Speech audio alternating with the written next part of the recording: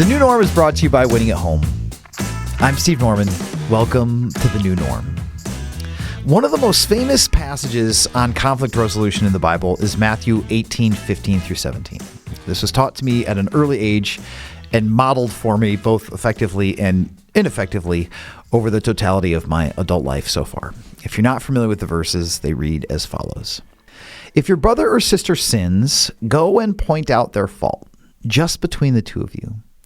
If they listen to you, you have won them over. But if they will not listen, take one or two others along, so that every matter may be established by the testimony of 2 or 3 witnesses.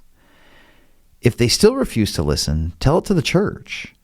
And if they refuse to listen even to the church, treat them as you would a pagan or a tax collector. Some notes here. First, it says, if your brother or sister. So the implication is that this is a relationship between equals.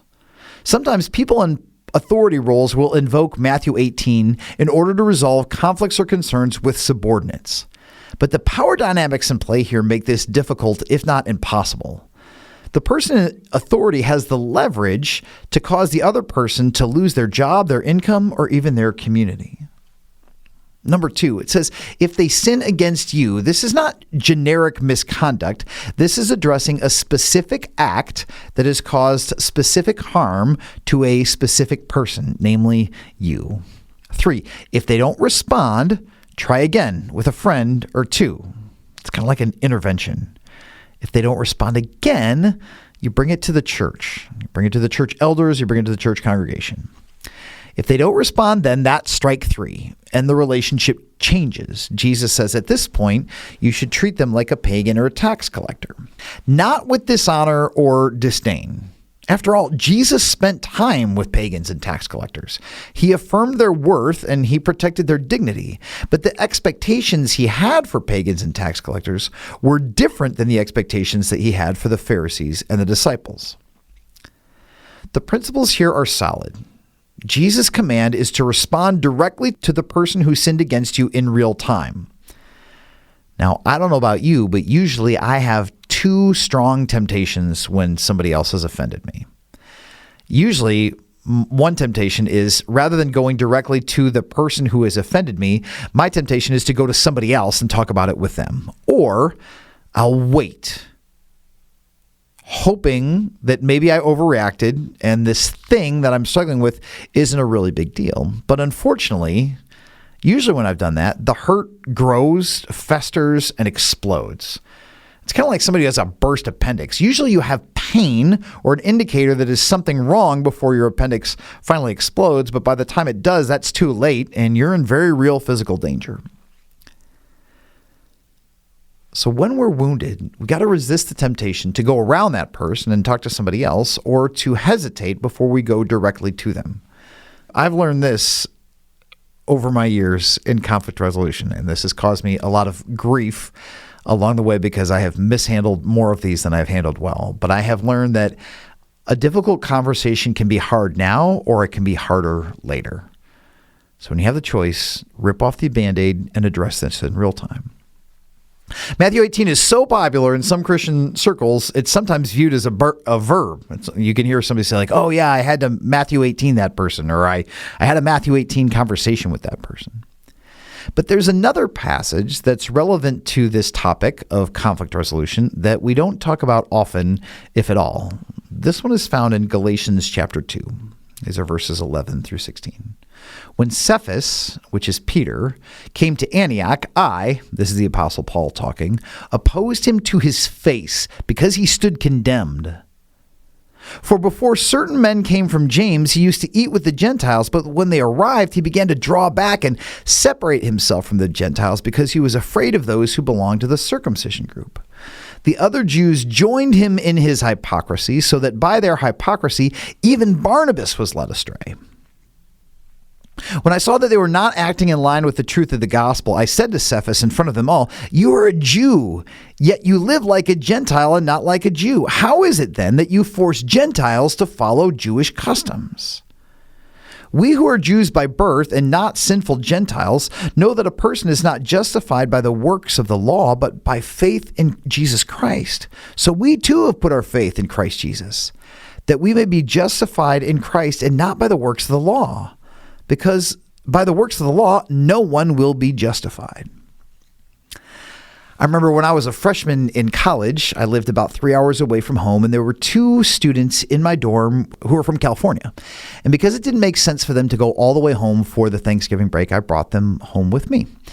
And one of them was a good buddy of mine, Chris, and another was a young woman, we'll call her Erin, and both of them came to my house and were there for the extended weekend.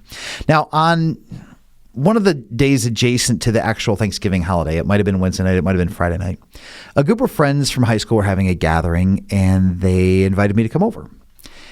And I knew that my social capital in that particular gathering would be stronger with Chris than it would be with Erin, so I made some dumb excuse to leave Erin unaccompanied at my house with my family and take Chris with me to this party for the evening. And when I got home that night, my parents read me the riot act because I was completely out of line.